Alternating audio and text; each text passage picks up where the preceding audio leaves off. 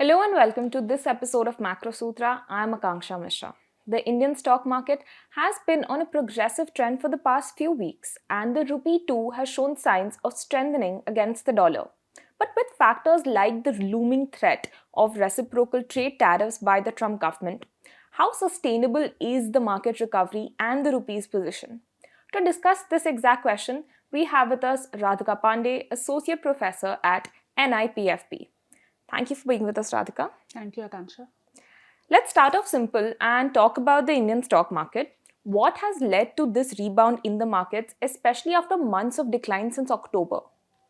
So you are right. The Indian stock markets were having a very tumultuous period. We were seeing bouts of volatility, and that volatility had increased since this various announcements of tariffs by American President Donald Trump. There have been bouts of volatility. There have been concerns about the impact of tariffs on the various sectors and how India would respond to that. And on top of that, there were concerns about slowing growth within the domestic economy as well. So all of these factors in conjunction were resulting and were causing markets to slide. And also FPIs were foreign portfolio investors were being net sellers. They were selling in both in equity market as well as debt segment. They have been net sellers for the last 2 months, January and February. They were net sellers.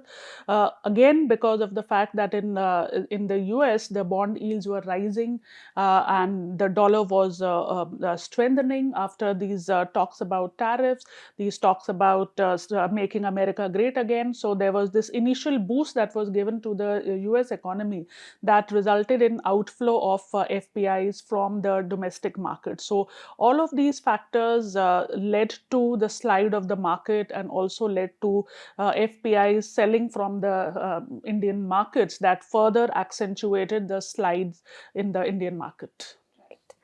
Now, let's look at the rupee. It's appreciated 2% since March 13th.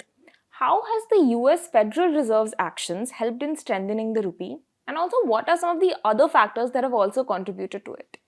So, just like markets got a boost, rupee has also appreciated in the last 2 weeks. And when if we look at the markets, what was happening was that if we look at year to date, from January till say 25th March, if we take the period, Indian markets were performing very pessimistically as compared to the all the other markets. If we look at global markets, we look at the US markets, the China market, Indian market performance was pale in comparison to those markets. But if we look at the last 2-3 weeks, particularly since the second week of second, from the 15th of March, we were seeing that Indian markets had rebounded.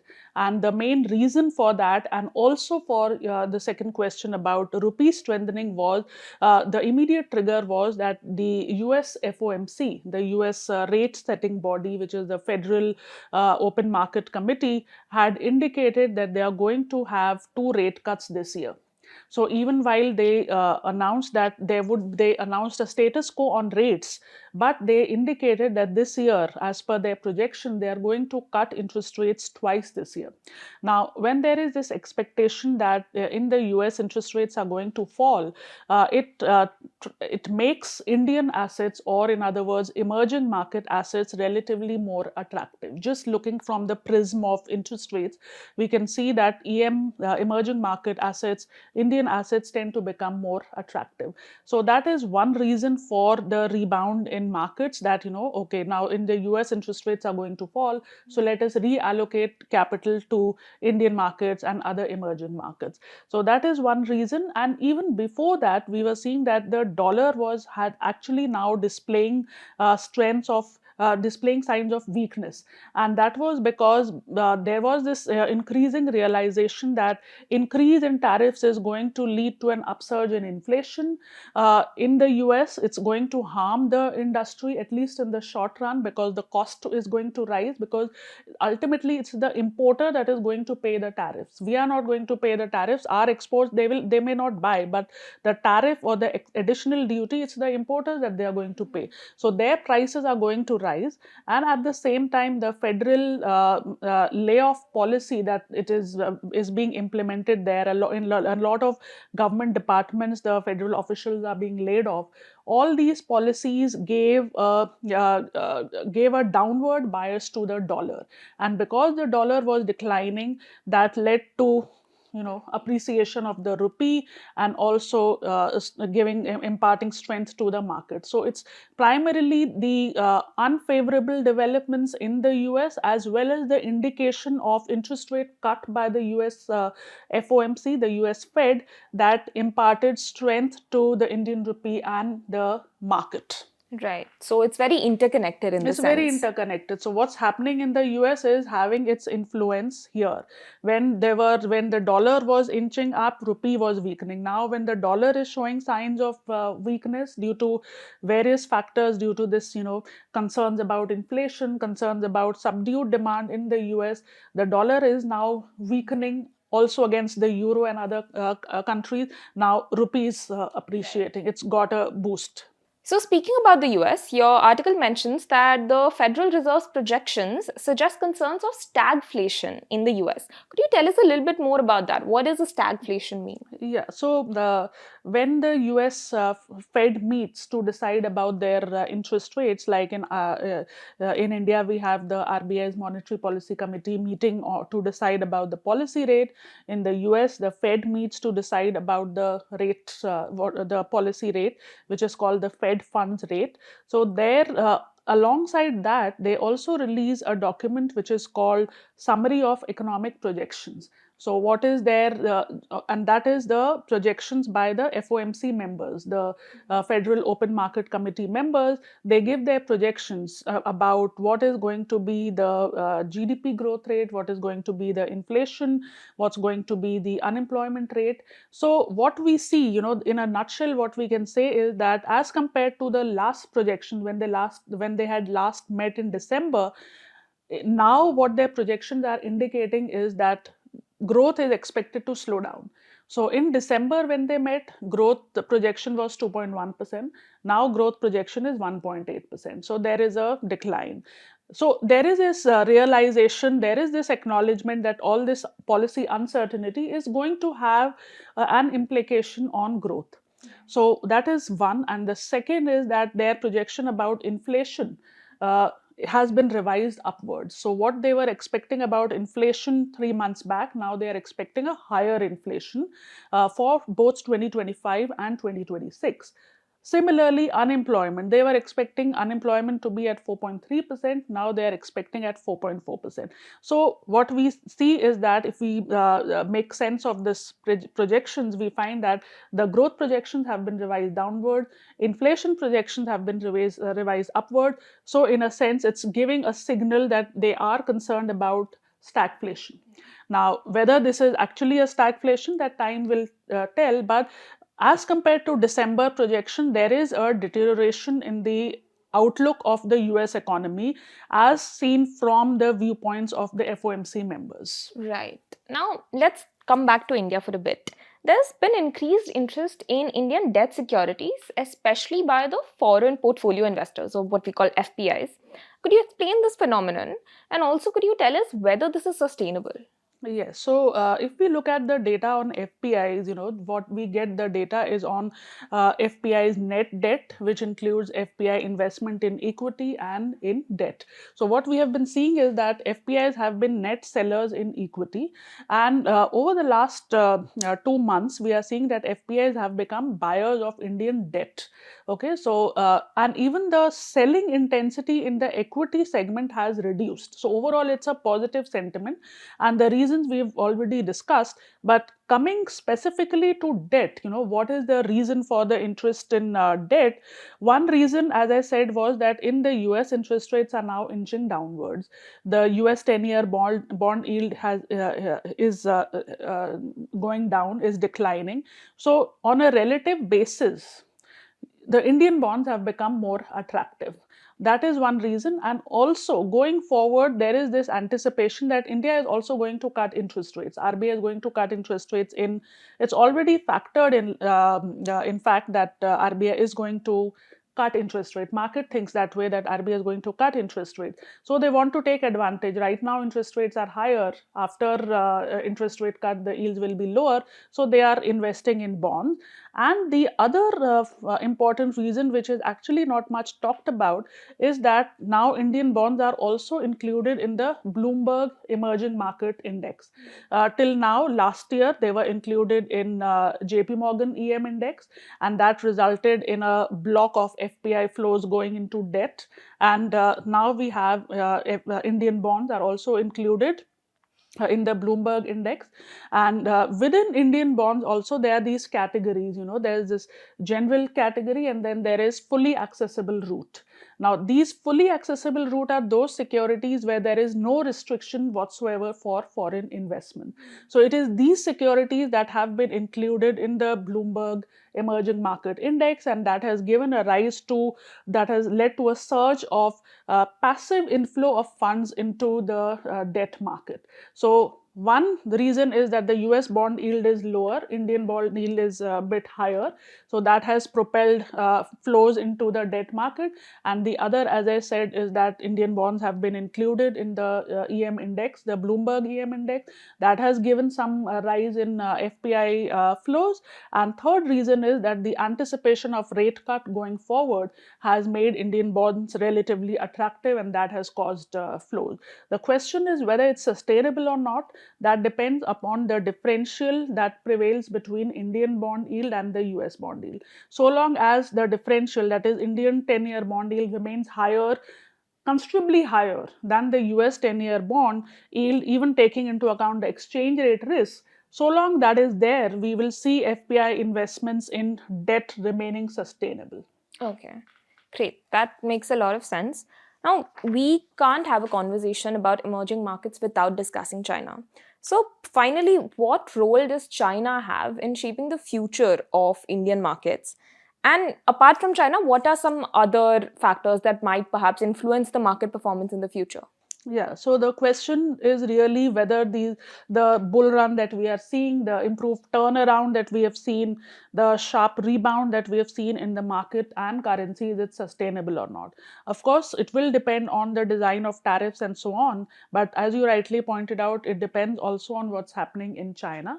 Because what we have seen recently is that if you look at the some of the Chinese stock market indices and like Hong Kong stock market index like Hang Seng Index, where most of the Chinese companies are listed, there we see that that index has really performed exceptionally well over the last couple of months. One reason, of course, is that the US stock market is going down because of all these concerns about slowdown.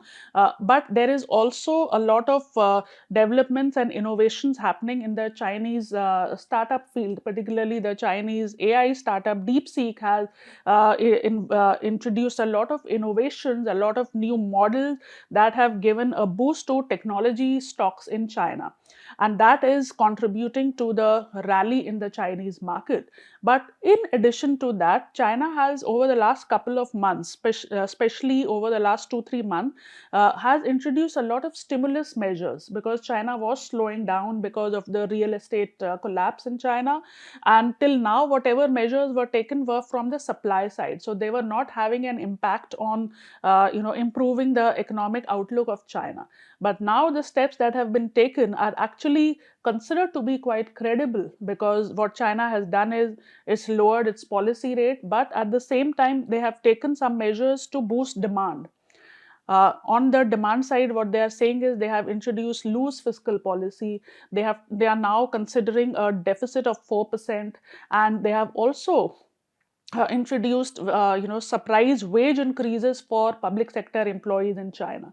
So actually putting money in the hands of the people so that there is a boost in demand. So now at least it's expected that now these measures will give will lift the outlook or lift animal spirits in China, will give a boost to Chinese economy, and that is also affecting markets. Chinese markets are also doing well.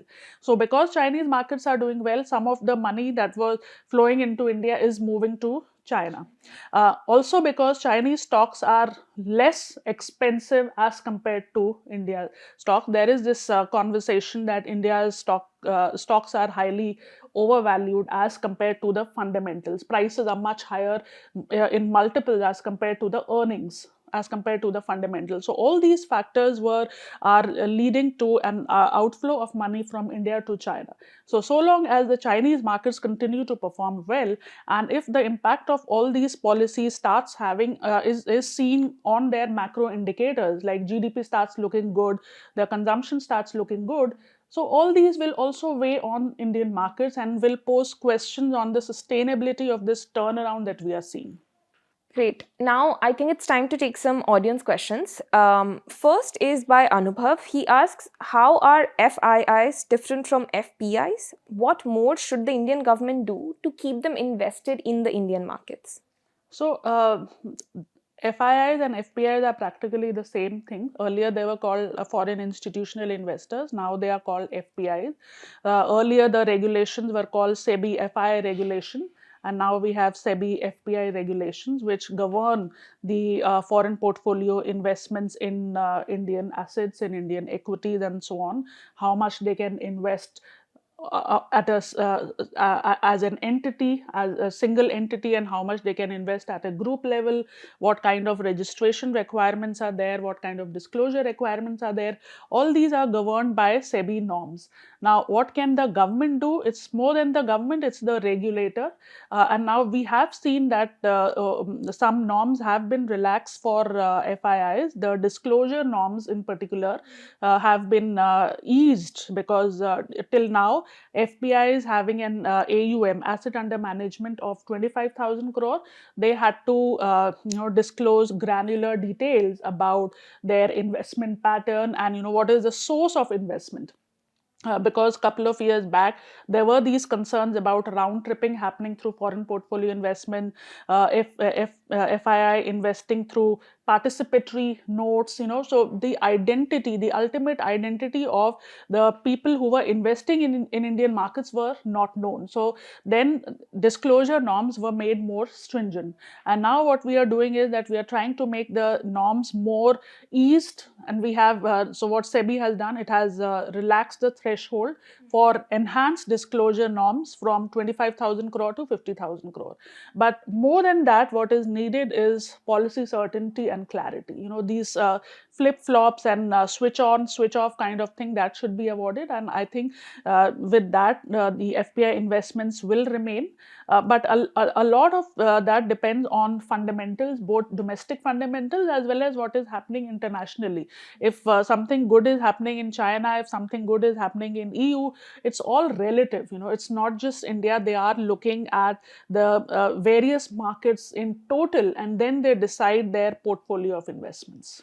The next question is from Tejaswini. She asks, how should Indian importers and exporters prepare for the coming years given the likelihood of continued market volatility due to Trump's policies? So yes, volatility will be there for some time, because now Indian government is preparing on how to respond to the tariffs. So we do not know what is going to be the design of reciprocal tariffs, and what should we do about American imports into the Indian economy. So there are these conversations, there are these reports that India is open to reducing duties on American imports to India, so that our exports, Indian exports, are shielded from reciprocal tariffs. But all this will be clear, and so there is going to be uncertainty for some time. And we also do not know whether this concession that we are going to give in terms of tariff reduction, whether this is going to be applicable just for US, or it's going to be across the board. So if it is just going to be for US, it's going to be against the WTO norms, because WTO suggests that we should have similar duty for all countries. So there is a lot of uncertainty, and there is no way out that the companies or the sectors can escape. So what they can do is to diversify and wait for the and wait for the correct picture to emerge, because there is going to be policy uncertainty for some time. There is going to be volatility, but the picture will be clearer from April to onwards once the design of reciprocal tariff is clear, and how the government and Indian state responds to the policy. But for some time, there is no doubt there is going to be a one-time shock to the various sectors, depending, and the extent of shock or the extent will be different for different sectors. Some sectors will have a greater impact, some sectors will have a lower impact. So there will be this differential impact. Sankalp has another question. So he says, let's discuss company earnings and balance sheet actions. Corporate profits as a percentage of the GDP are at a near peak. Yet, why are firms avoiding private investment? Is the market not confident of domestic consumption anymore? So there are 2 points here. One is that the corporate profits were at a peak last year, FY24. Now they have started to moderate. That is point number one. And second is, when we have higher profits, when companies have higher profits, there are two options. One option is to distribute that profit as dividend. The other option is to keep those profits as part of their reserves. Now, if the company anticipates that there is going to be higher demand, not now, but maybe 2-3 quarters, then they will try to keep more in the form of reserves. But if they think that there is not going to be too much traction going forward, then they would prefer to give away as dividends. So there is this strategy that the company adopts. And leaving that aside, we have seen that there is uncertainty. We have seen that the economic policy uncertainty index is at an all-time high, and it has crossed the uncertainty level which was there at the time of COVID-19 pandemic. So when there is policy uncertainty, there is uncertainty about domestic demand as well as external demand. We cannot expect corporates to undertake fresh investment. So when there is greater clarity upon the response of the policymakers to tariffs, and when there is greater clarity on the design of tariffs, after that, there we could see more private investments coming up. But even now, if we look at the data, things are not that bad. There are some sectors which are not too much influenced by tariffs. There are some other sectors like pharmaceuticals, finished stones, precious stones. They are those sectors that are going to be impacted. So they will wait anxiously for the outcome of tariff negotiation. But there are other sectors that are immune to this kind of disruption, so they can go ahead. For that, they should be confident about domestic demand and external demand picking up. And when that happens, then we should see a sustained episode of private investment revival. That's perfect. Now we have one final question from Advaita. So far, India's primary trading partners have been the US, UAE, Saudi Arabia, China, Russia, and select European countries. However, it seems like India is also having trade negotiations with other countries like Canada. What does a stronger rupee mean for the country's ability to construct new deals and bargain? So the point here is that we are not going to have trade in with these countries in rupees. We are going to have in dollars only. It's not that we have moved away from dollars. So a stronger rupee is not going to have too much of an impact in constructing deals with other countries. But there is this general tendency to diversify our value chain and to have more partners, trading partners, and not just depend on US and EU, because we've seen, if we look at the data, US is our major export market, and therefore we are being influenced. We are anxious about the impact of tariffs on Indian sectors and Indian industries. So the right approach is to have more trade negotiations with a lot many more countries. But here, a stronger rupee is not going to play much of a role, because we are not going to have trade with Canada in rupee. Rupee is not that fully convertible that we are going to have trade in rupees. Even with like Russia and all, rupee trade did not work. So dollar is still going to remain the main currency, though the share of dollar in overall international trade transaction has seen a gradual dip.